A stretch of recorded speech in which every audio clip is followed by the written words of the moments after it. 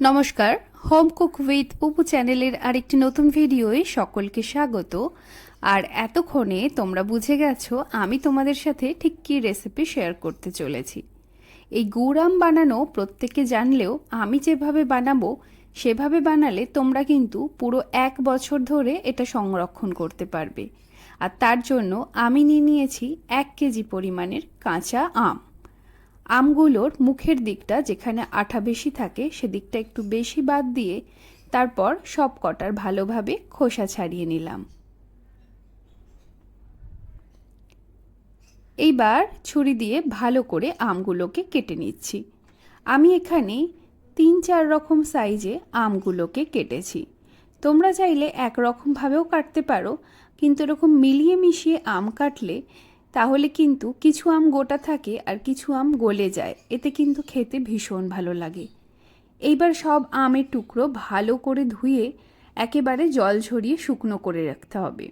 পারলে তোমরা ফ্যানের নিচে কিছুক্ষণের জন্য ড্রাই করে নিতে পারো। এইবার প্রথমেই আমি একটা মশলা বানিয়ে নিচ্ছি, যার জন্য 3টে শুকনো লঙ্কা, 3টে তেজপাতা, সামান্য একটু 5 ফোড়ন, গোটা ধনে, মৌরি আর গোটা জিরে দিয়ে দিলাম। এইবার মিডিয়াম ফ্লেমে 2 থেকে 3 মিনিট ভালো করে এটা নাড়াচাড়া করব। সুন্দর ভাজা মশলার গন্ধ আসলে এগুলোকে মিক্সিং জারে ঢেলে এটার একটা পাউডার বানিয়ে নিতে হবে। যারা এখনও আমার channel home cook with পুপু subscribe করনি তাদের কাছে রিকোয়েস্ট করব চ্যানেলটা সাবস্ক্রাইব করে বেল আইকনটা প্রেস করে দিও, তাহলে চ্যানেলে আসা সমস্ত ভিডিও নোটিফিকেশান সবার আগে তোমরা পেয়ে যাবে। কড়াইতে সরষের তেল দিয়ে তার মধ্যে শুকনো লঙ্কা আর 5 ফোড়ন দিয়ে দিলাম। একটু ভাজা গন্ধ আসলেই দিয়ে দেব জল ঝরিয়ে রাখা আমের টুকরোগুলো, স্বাদ মতো নুন আর 1 চামচ মতো হলুদ গুঁড়ো মিশিয়ে ভালো করে এগুলোকে এবার নাড়াচাড়া করতে থাকবো 4 থেকে 5 মিনিটের জন্য মিডিয়াম ফ্লেমে। আম কিন্তু বেশি ভেজে ফেললে চলবে না। এইবার এখানে আমি দিয়ে দিচ্ছি আখের গুড়।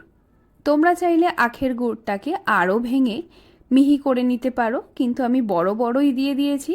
কিছুক্ষণ পরে এটা কিন্তু সম্পূর্ণ গলে যাবে। এই সময় গ্যাসের ফ্লেমটা হাইতে রাখবো যতক্ষণ না গুড় একেবারে গলে যাচ্ছে। দেখতেই পাচ্ছ গুড় কিন্তু একেবারে গলে গেছে। এবার গ্যাসের ফ্লেমটা মিডিয়াম করে কন্টিনিউয়াসলি নাড়তে থাকবো। আমের কালার যখন এই রকম একটু লালচে হয়ে যাবে তখন ওপর থেকে দিয়ে দেব 1 চামচ পরিমাণ ভাজা মশলা। তারপর গ্যাসের ফ্লেমটা আবারও একটু কমিয়ে কন্টিনিউ এইভাবে নাড়তে থাকবো।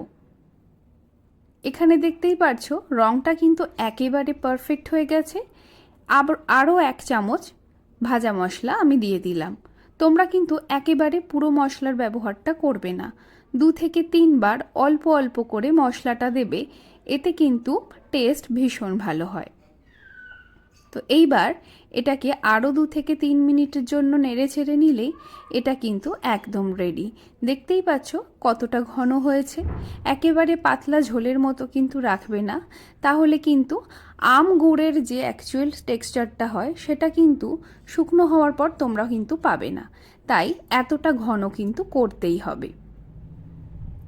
তো এটা কিন্তু একেবারে রেডি হয়ে গেছে। এবার আমি গ্যাসের ফ্লেমটা অফ করে একটা স্টিলের থালার মধ্যে ঢেলে নিলাম।